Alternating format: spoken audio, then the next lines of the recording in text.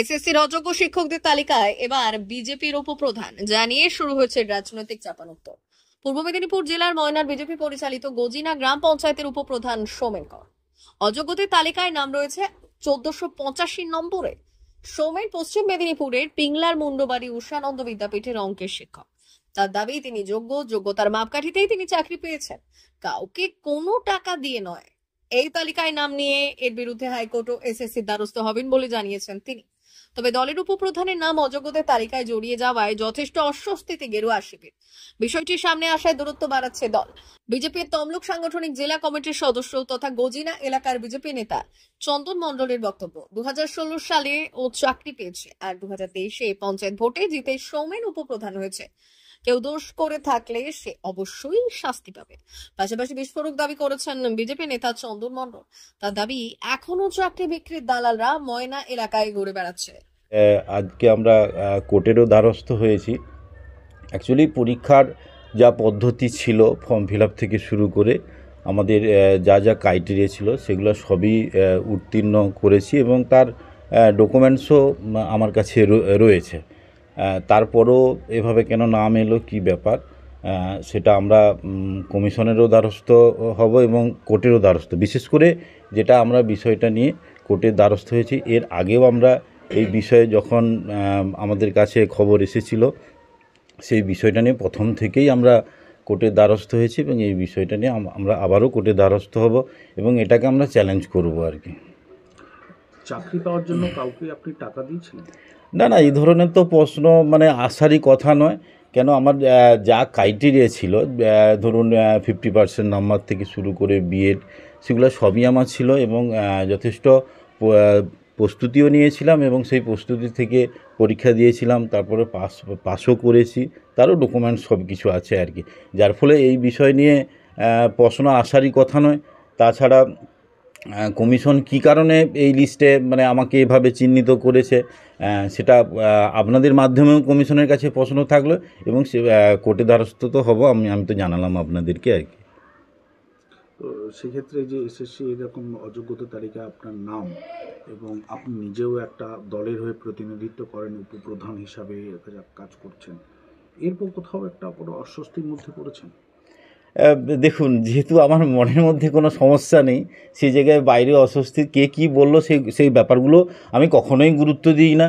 তাছাড়া আমার স্কুল এরিয়াতে গেলেও আপনারা জানতে পারবেন যথেষ্ট যোগ্যতার সহিত আমি পড়িয়েছি এবং আমাদের যে স্কুলে দীর্ঘদিন ধরে সায়েন্স ছিল না, আপনারা খোঁজ নিয়েও দেখতে পারেন আর কি। আমি ব্যক্তিগত উদ্যোগ এবং সেখানে আমার যিনারা কলিগ ছিলেন, কলিগদের সহযোগিতায় এবং আমাদের এইচএমের সহযোগিতায় আমি যাওয়ার পরই ওখানে সায়েন্সের বিষয়ে খোঁজ খবর নিয়ে স্টুডেন্ট ভর্তি থেকে শুরু করে সব রকমভাবে স্কুলে সহযোগিতা করেছি এবং যাতে একটা স্কুলে সায়েন্স চালু হয় সেখানে যথেষ্ট পদক্ষেপ আছে কিনা সেটা আমার স্কুল এরিয়াতে গেলেও জানা যাবে। শুধু তাই নয়, আমি যখন স্কুলে যাই, ছেলেমেয়েরা যাতে, আমার স্কুল এরিয়াতে ম্যাথের একটু সমস্যা ছিল, পাশাপাশি টিউশন টানগুলোও ছিল না পাশাপাশি, এবং সেই জায়গাতে আমি স্কুলের ছেলেদেরকে কোনো পয়সা না নিয়ে, আপনারা ওখানে গেলে জানতে পারবেন আর কি, কোনো পয়সা না নিয়ে আমি ছেলেদেরকে এক্সট্রা টাইম করে দেখানো এবং তারপরেও রেজাল্টও ভালো হয়েছে। আমাদের স্কুলে এইচএসের রেজাল্টও ভালো হয়েছে, খবর নিয়ে দেখতে পারেন। যথেষ্ট যোগ্যতার সহিত পড়িয়েছি কিনা সেখানে অভিভাবক থেকে শুরু করে ছাত্রছাত্রীরাই বলবে সে কথা আর কি। এবারে কি নতুন করে যে এসএসসি ফর্ম ফিল আপ আপনি করেছিলেন? আমি ফর্ম ফিল আপ করেছিলাম এবং সেখানে আমি দেখতে পাচ্ছি যে আমার অ্যাডমিটকে রিজেক্ট করা হয়েছে আর কি। সে বিষয় নিয়েও আমাদের মধ্যে আলোচনা হয়েছে। আমি পরিবারের সঙ্গে আলোচনা করেছি, সে বিষয়েও কোর্টের দ্বারস্থ হচ্ছে আর কি, যে কেন রিজেক্ট করা হলো আর কি। তো পরে জানতে পারলাম যে এটা খোঁজ নিয়ে যে এই লিস্ট আসার আগের দিনই রিজেক্ট করা হয়েছে আর কি। কিন্তু তার আগে ফর্ম ফিল আপ করেছি এবং দুটো প্রভিশনাল অ্যাডমিটও পেয়েছি, আপনাদেরকে দেখাতে পারি। আমি সেভাবে পরীক্ষার প্রস্তুতিও আবার নিচ্ছিলাম আর কি, সাথে সাথে আমাদের যে লড়াই, সেই লড়াইটাও চালিয়ে যাচ্ছিলাম আর কি। আপনার নাম? আমার নাম সৌমেন কর। দেখুন, আমরা দেখি যে পশ্চিমবাংলার যা অবস্থা, পশ্চিমবঙ্গের চাকরির দুর্নীতি ডুবে গেছে, প্রমাণিত, অযোগ্যরা চাকরি পাচ্ছে। তবে আমাদের গজিনা গ্রাম পঞ্চায়েতের উপপ্রধান সৌমেন কর 2016 সালের প্যানেলে চাকরি পেয়েছিল, তখন আমাদের দলের সাথে কোনো যুক্ত ছিল না। সে বিষয়ে আমি সঠিকভাবে জানিনি, কেন তখন ওর সাথে আমার অত ঘনিষ্ঠ পরিচয় হয়নি।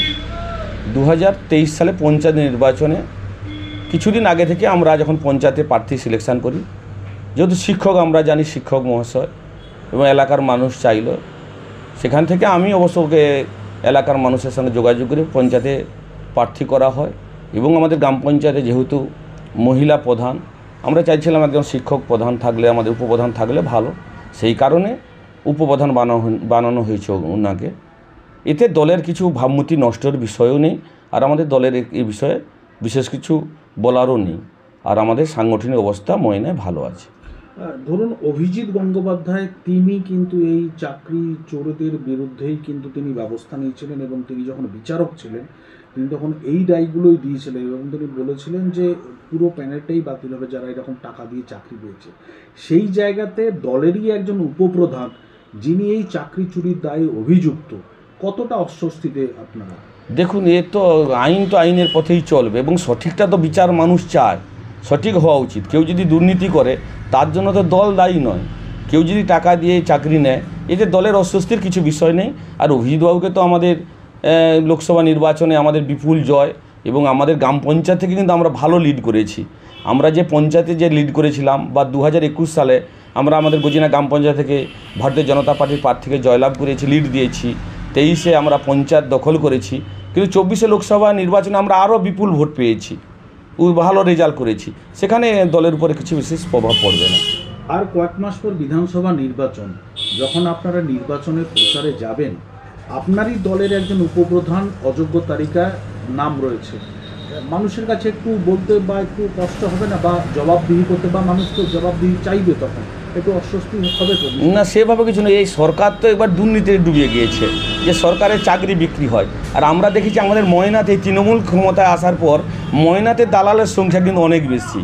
আমাদের এই স্থানীয় কিছু পেটোয়ার মোড় থেকে শুরু করে আমাদের বাগচা গ্রাম পঞ্চায়েত এলাকার বেশ কিছু দালাল এখনও পর্যন্ত তাদের কাছে লোক দেখছি বিভিন্নভাবে যোগাযোগ করছে, আবার নতুনভাবে যে পরীক্ষা হবে দালালের এখানে চাকার বস্তা নিয়ে ছোটাছুটি করছে। তাহলে পশ্চিমবাংলায় আর দুর্নীতি মুক্ত এখনও হচ্ছে না। আপনারা খোঁজ নেন, জনসাধারণের কাছে যান, এখনও চলছে এই দুর্নীতি চক্রের, এখনও বন্ধ হয়নি। দালাল চক্র এখনও জোরালোভাবে চলছে, টাকার বিনিময়ে এখনও চলছে। মানে তৃণমূল সরকার তো এইসব চালাচ্ছে, সেখানে আমাদের অস্বস্তির কিছুই কারণ নেই। না, আপনারা যখন এই ইস্যুটাকে নিয়ে যখন প্রচারে নামবেন যে এই তৃণমূল সরকার এই দুর্নীতি করে চাকরি দিয়েছে, তখন আপনারই দলের একজন উপপ্রধান সেই দুর্নীতির জন্য চাকরি পেয়েছে, তার চাকরিটা চলে গেল, এটা কতটা মানুষের কাছে অস্বস্তি তো একটু হবেই না? দেখুন, একটা বিষয়টা আমরা দেখতে পেয়েছি, যে আমার একটা অভিজ্ঞতা বা মানে বাস্তব জীবনের কথা বলবো, যে যারা দুর্নীতি করেছে তার বিনিময়ে তাদের চাকরি চলে গিয়েছে, কিন্তু এটা এর জন্য মূল দায়ী রাজ্য সরকার। যে কতগুলো পরিবারকে যদি সঠিকভাবে মূল্যায়ন হতো, সঠিক ছেলেমেয়েরা যদি চাকরি পেত, আর অযোগ্যরা যদি না চাকরি পেত, তার জীবনের পথ বেছে নিত। এই যে টাকার বিনিময়ে কেউ হয়তো দুর্নীতি করে চাকরি পেয়েছে, সেই জমি বিক্রি করেছে, দেনা করেছে, চাকরি পেয়েছে, আবার তার চাকরি চলে গেল, তাদের জীবনের যে একটা মানচিত্র পুরো বদলে গেল। এখন তারা কিভাবে জীবন জীবিকা করবে? যে সঠিকভাবে ধরো ছেলেটা না যদি চাকরি পেত, সে কৃষি বাড়িতে কাজ করে, টিউশন করে, বা বিভিন্নভাবে জীবন জীবিকা চালাতে পারত। এই পুরা যুব সমাজকে এবং আমাদের রাষ্ট্রীয় ক্ষমতায় মানে সাধারণ মানুষ থেকে শুরু করে তাদের যেমন একটা সমবর্তী হয়, তাদের যেমন সামাজিক মর্যাদা হ্রাস হলো, সেই সাথে তাদের পরিবারের মধ্যে অশান্তি, নিজের ঘরে বাইরে তো আপনাদেরকে এটাও সহ্য করতে হচ্ছে, আপনার তো মুখ্যপ্রধান চাকরি না, সেভাবে একটা প্রভাব পড়েনি। কারণ বেশিরভাগ ক্ষেত্রে এই কাজগুলো তৃণমূল সরকারের আমল হয়েছে, এবং তৃণমূলেরই পরিবারের ছেলেমেয়েদের সংখ্যা অনেক বেশি, নেতা মন্ত্রীদের ছেলের নাম অনেক গুণে বেশি। সেখানে একটা আত্রা কেউ উপপ্রধান হয়েছে, সেভাবে ধরতির মধ্যে আসবে না, এতে প্রভাব কিছু পড়ার বিষয় নেই। আপনার নাম? চন্দন মণ্ডল, ভারতীয় জনতা পার্টি তমলুক সাংগঠনিক জেলা সদস্য। মা বাসন্তী হোটেল অ্যান্ড রেস্টুরেন্ট, উত্তাপন, নারায়ণগড়, পশ্চিম মেদিনীপুর। আমাদের এখানে সকাল, দুপুর ও রাত্রিকালীন আহারের সুব্যবস্থা রয়েছে। সকালের টিফিনে পাবেন স্ন্যাক্স, পরোটা, আলুর পরোটা, মিক্সড পরোটা, মুলি পরোটা। দুপুরে খাবারে পাবেন সবজি ভাত, খাসি ও মুরগির মাংস, ইলিশ মাছের ভাপা, ভেটকির তেল ঝাল, চিংড়ির মালাইকারি, কাতলা মাছের ভাপা, এছাড়াও মশালা কোল্ড ড্রিঙ্কস। আইসক্রিম। রাতের খাবারে পেয়ে যাবেন তাওয়া রুটি, তন্দুরি রুটি, তড়কা, চিকেন তন্দুরি, চানা মশালা, চিকেন বাটার মশালা প্রভৃতি। সুলভ মূল্যে পরিচ্ছন্ন খাবারের একটাই ঠিকানা, মা বাসন্তী হোটেল অ্যান্ড রেস্টুরেন্ট, ওক্তাপোল, নারায়ণগঞ্জ, পশ্চিম মেদিনীপুর। বিশেষ দ্রষ্টব্য, আমাদের এখানে সকল অনুষ্ঠানের খাবারের অর্ডার নেওয়া হয়। এখানে পেয়ে যাবেন মা বাসন্তী মিষ্টান্ন ভান্ডার থেকে বিভিন্ন মিষ্টি। অনুষ্ঠানের জন্য মিষ্টি পাওয়া যায়। এছাড়াও কেক, নামি দামি কোম্পানির চকলেট পেতে চলে আসুন আমাদের দোকানে। প্রোপাইটার ঝন্টু গিরি। যোগাযোগ 9732543245।